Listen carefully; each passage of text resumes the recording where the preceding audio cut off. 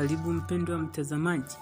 Leo askofu msaidizi kutoka Ujerumani amewasili jimbo Katoliki la Mbinga, ambapo anatarajia kuongoza sherehe kubwa za daraja takatifu na mahafali ya Liheti Litembo.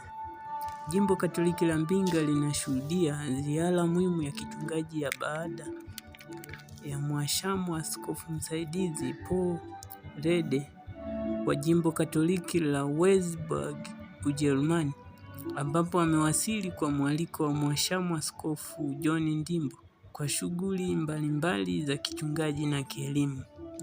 Katika ziara hiyo, askofu Rede anatarajiwa kuadhimisha misa takatifu na kushiriki mahafali ya kwanza ya chuo cha Liheti Agosti tarehe 2, 2026 mjini Litembo.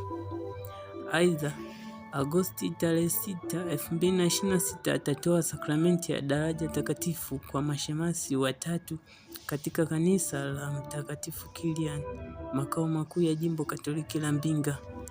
Mbali na ratiba hiyo, askofu Rede atafanya ziara ya kichungaji katika maeneo mbalimbali ya jimbo, ambapo atakutana na waamini na viongozi wa kanisa kwa lengo la kuimarisha ushirikiano kati ya jimbo Katoliki Mbinga na